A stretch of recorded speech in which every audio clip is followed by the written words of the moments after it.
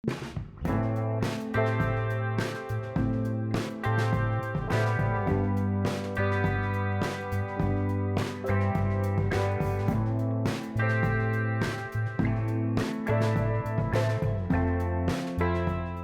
to Ask the Masters. We are on location today. So this is a job that we are working on here in Southern California and doing a lazy river.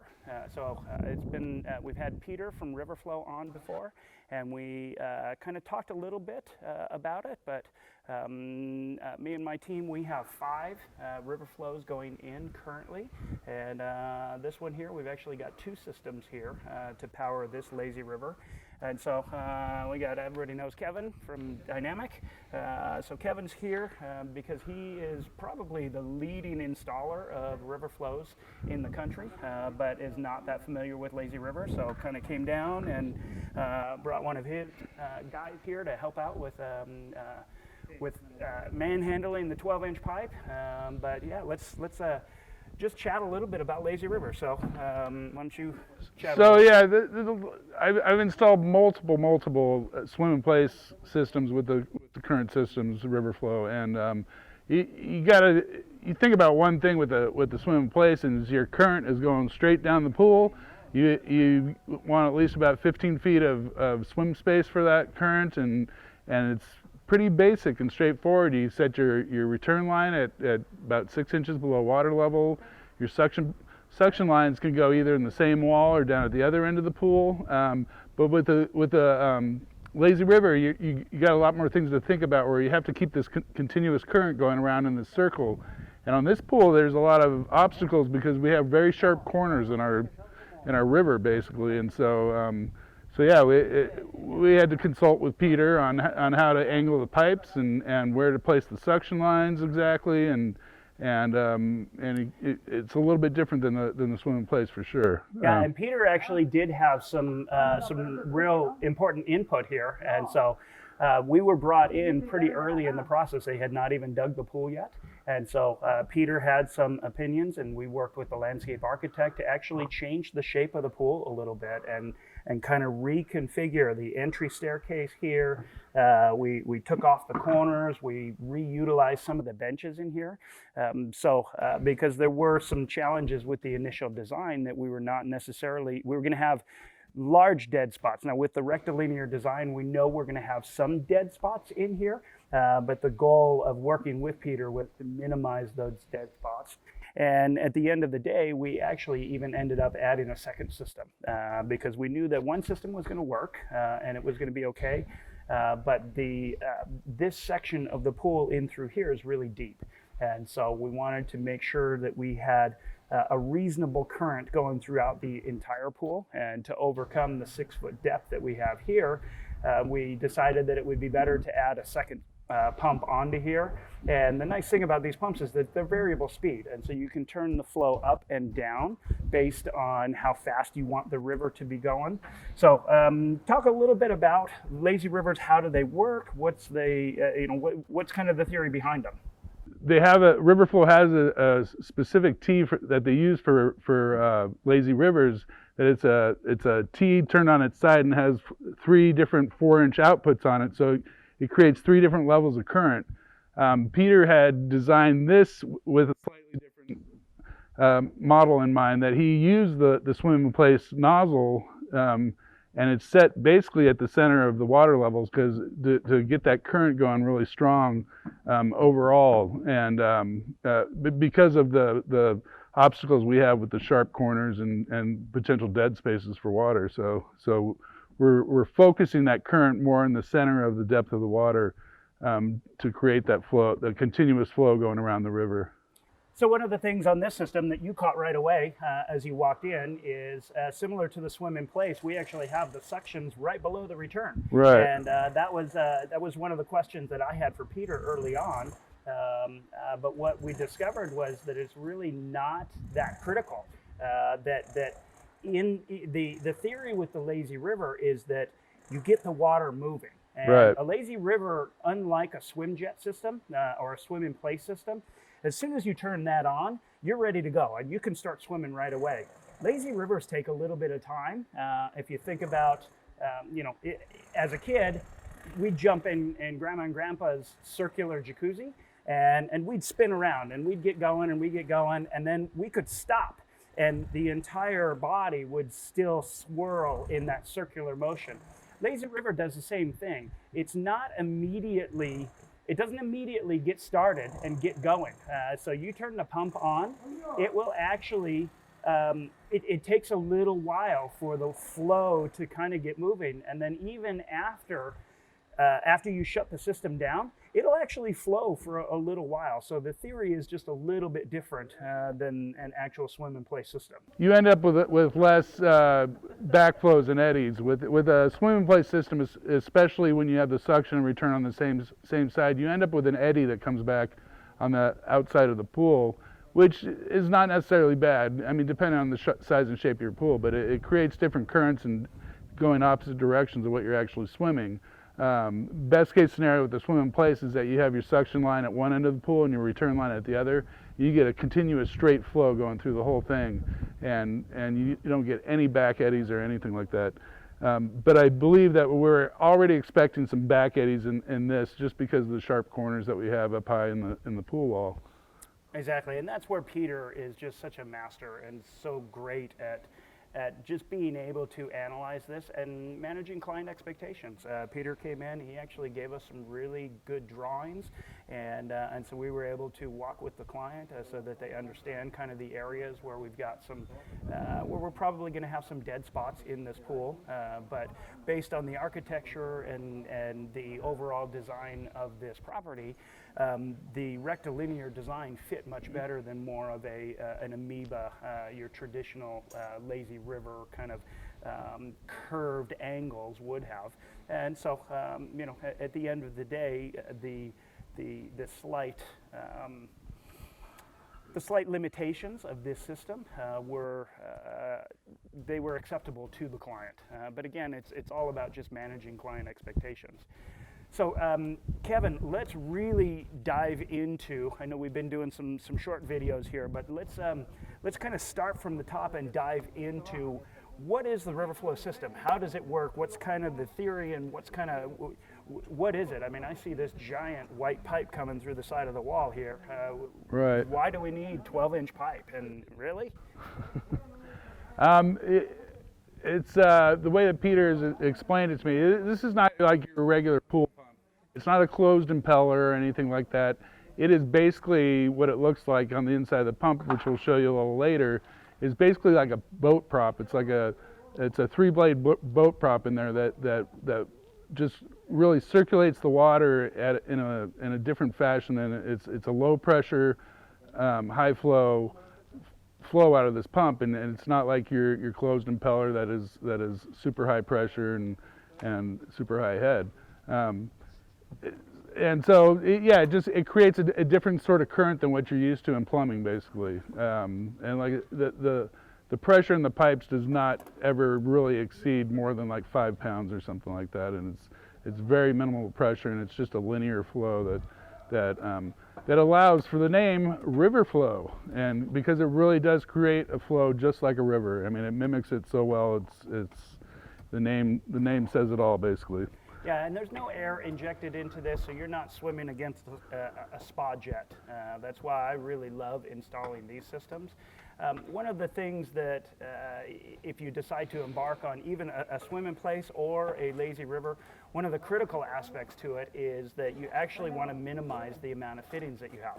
Now, not only because the fittings are $300 and $400 and $500 each, because 12-inch fittings can get pretty expensive, but also because it is such a low head system and such a high flow but a low pressure system. Adding significant number of 90s really can diminish the overall performance very quickly. Oh, for sure. You definitely would notice it in these systems more than you'd notice it in your regular filtration system with a 3-inch suction and 2-inch return. You can add multiple fittings, and you're not, with the high pressure, you're not losing a ton of flow out of it. But with these, it's like you add one too many 90s and you might feel it.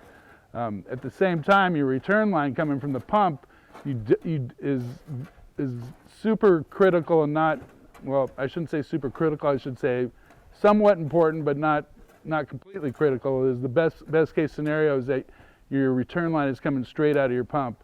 We have done it with a couple 90s where we're making a U-turn on it, and we're using these long sweep 90s. But I've also seen on one or two of my projects where making that U-turn it throws the current off to the side more than rather than coming straight out of the pipe, and then you have to make some adjustments on the nozzle in order to redirect the current and get a nice linear straight current to swim against.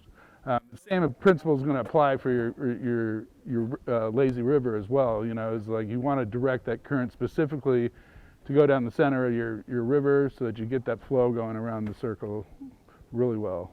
Yeah, one of the interesting design things that Peter was really pretty firm about on this project is over here we've got a big Baja shelf and then the entry staircase. And originally we had the nozzle coming right next to the staircase, coming out basically the center of the Baja shelf and shooting down the center of the spine of this pool. And Peter brought up a very interesting point, and he said, you know, as somebody is coming around the river and if they want to get to the entry steps, they have to pass by this plume of 1,200 gallons per minute in order to get to the staircase. And so that was just a bit of a concern. And so we ended up sliding the staircase over and put it more in the center of the Baja shelf so that we could put the return a little bit off on the side. And in the lazy river, you do have a little bit more leeway in as opposed to the swim in place. So that pipe is not coming dead straight up this long side, but it's still in the general direction coming through. And again, all of that was all worked out long before we ever even put a shovel in the ground here. Peter worked with us in all of that. Yeah, and this brings up the thing about the back eddies I was talking about. If you've ever been at a regular water park that has a lazy river, you see the staircases for entering and exiting the lazy river, and they're cut off to the side because it does create back eddies so that you're not fighting the current to get out of the river, you know, and you can kind of swim off to the side in this little back eddy and exit the river safely. Sure. So let's talk a little bit about the pump. Two different models that are available. You got a 7.5 horsepower and a 10 horsepower. Right. But they're all variable speed. I mean, we're all familiar with variable speed, you know, because it's kind of crept into the industry. But talk a little bit about that. So yeah, I've personally, I believe I don't think I've ever done a 7.5 horsepower, and I never saw the reasoning for it, but I think there are some applications for it. I've always installed 10 horsepower with the variable frequency drive, and this is a different, you know, some of you who've done commercial projects maybe have seen these drives before, but it's basically like a computer that's mounted to the wall with your big 10 horsepower pump, and you got to do some programming to it to get the right process out of it where it ramps the motor up slowly rather than a quick start like your normal pool pump, and it makes these pumps and motors last a lot longer. You know, I've yet to, in 15 years or 20 years of doing this, I have yet to replace a motor that I can think of that's been placed in good environmental conditions, and just the way that the variable frequency works with it prolongs its life a lot longer. Because they are expensive motors too. So yeah.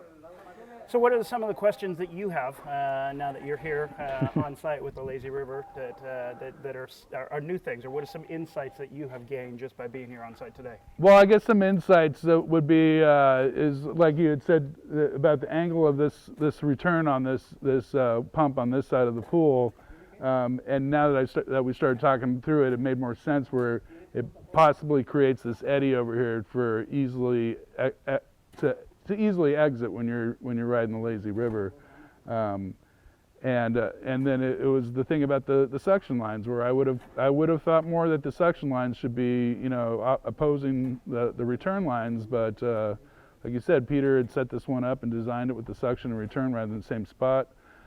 This side's a little bit different. Our suction lines are behind this plastic right here because we're using the pool as our dirt storage place while we're doing our plumbing back here. And so, you know, one of the other things about the returns and suction lines is that they are super big penetrations, and it's super critical to waterproof properly around these things. Even before we get to that, though, Yeah. you know, especially these sump boxes, Right. they are 21 by 25 inches. These Right. are gigantic suction boxes, and you know, as you guys build pools, you know, you're the even your most easiest engineering has 12-inch on center. Well, we're putting 2 of these 21 by 25-inch boxes in the pool. So you really have to work with your structural engineer to get all of the detailing around these. I believe this one had number 6 bars that we had to kind of splice all the way around.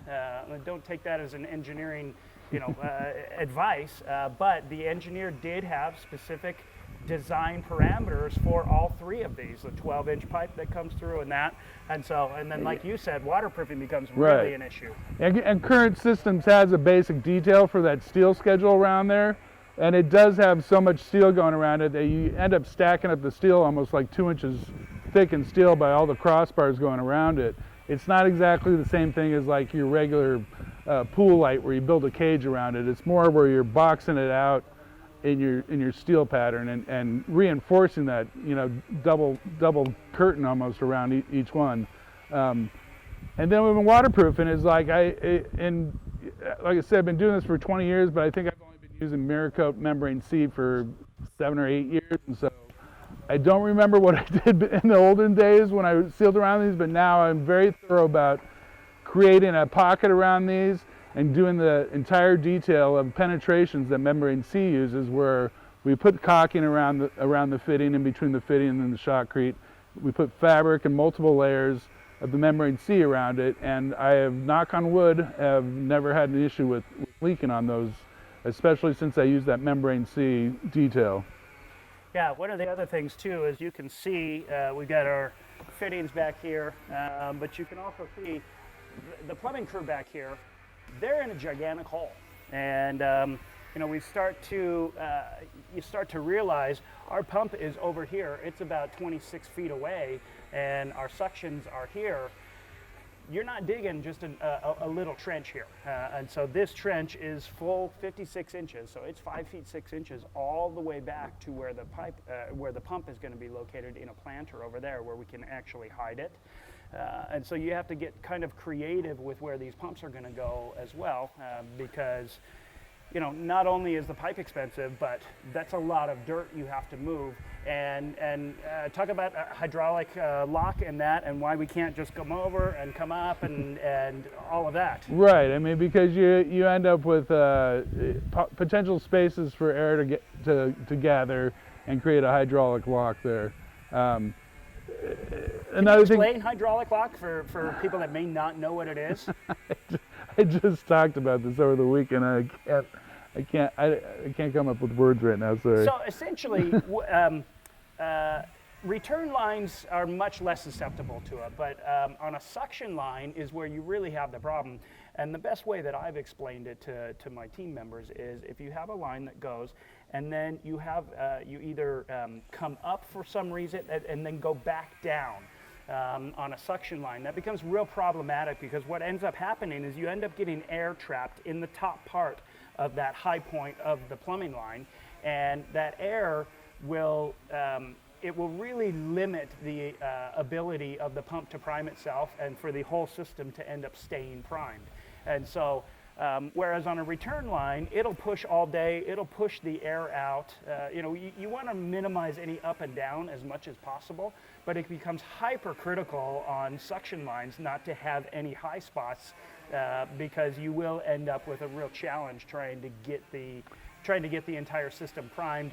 And then even after it's primed, they tend to lose prime much more easily. Yeah, you can get cavitation on it easily as well, which I have seen on these pumps. When we did a repair on a pump not too long ago, and the water level in the pool was a little, we had to lower the water level to do the repair, and then we wanted to test it out, but the water level was so low that we started drawing air as soon as we turned that pump up to full speed, and then you see the cavitation and you hear it strain the motor, and so hydraulic lock is essentially could be causing the same effect, which is going to end up shortening the life of your motor and pump. So what are some of the things, as we're winding down here, what are some of the things that you've learned in your dozens of installing these systems over the years? What are some of the points? It's not going to be an installation guide, but just some of the things that, pointers that you can give people as they start to embark on looking to do one of these systems. Well, as I always preach, is drawings in your equipment. And Spears has their fittings online where you can download the CAD dimensions of their drawings, and you can put together the system that you want exactly how you want it. Because with the 12-inch pipe, if you're off like a half an inch, you can't just bend that pipe or anything. You got to rethink how you're doing it. If you're having two pipes coming at two different angles that need to be square or 45, that is super critical too. As you glue each fitting, you have to brace your pipe down and secure it in place, because the slightest little tilt in anything can throw the rest of your plumbing all off, and by the time you get back to your pump, then your pump might not be square or level, and just because you had twisted one of the 90s back further in the system slightly, it's thrown everything else off. So taking your time, super critical. And like I say, after you glue each fitting, brace everything, check level on every single thing. Check the level on every fitting you do. Each time you glue a fitting, check all the last ones, make sure everything is level, because it is super critical to keep it all level. Keep your suction line square to the pool wall, your return line square to the pool wall, unless designed otherwise. And like I said, take your time. It's not a race on this stuff for sure. It takes 4 to 5 guys to install one of these systems, because it takes 3 to 4 guys just to glue one fitting. It's not something you just throw together. It takes a lot of pressure and a lot of force. And even though they make tools to join these pipes, it's difficult to use on 45s and T's. And in a trench. Yeah, and in a trench. And which reminds me of the trench too. You have to dig that trench twice as wide, so you got room for bodies in there as well as your pipe. And the pipe weighs 2 tons too. Yeah. We'll have some pictures in here just of the guys manhandling a 20-foot piece in, and it took 4 guys. So this is not something where you're going to have just 1 or 2 guys. You have to have. So today we're working on a section of pipe that's about 25 feet long, and we have maybe 5 fittings, and we have 4 guys here, and we'll be here all day. And we should be able to finish in one day, but there's definitely you have to take some time, and that it's not something that goes super quickly. Not at all. Anything else as you? I don't think so. I think we've covered everything. So, yeah. Okay. Couple just final things as you're doing your planning, like Kevin said. One of the things as you start to get up into really big pipe, you open up some different options for fittings. And so we have a great supplier here that allows us to pick up fittings, and then so long as we don't use them and we don't tear them up, we can take them back. And so in 12-inch, you can actually get 45s, 22 and a halves. Some of you may be familiar with that. You can get those. We have some of those in stock in our warehouse for 4-inch.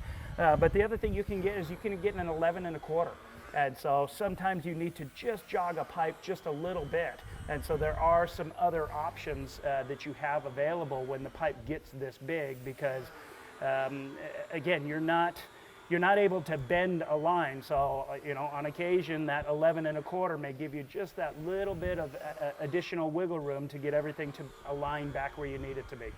We have heat bent a couple times, and it takes 3 guys with 3 heat guns, and it takes about 20 to 30 minutes to get it hot enough just to bend it just a half an inch, and it's but sometimes it's worth it, to not spend all that extra money on the extra fitting and the cutting and the gluing, and if you can make it work, then it's good.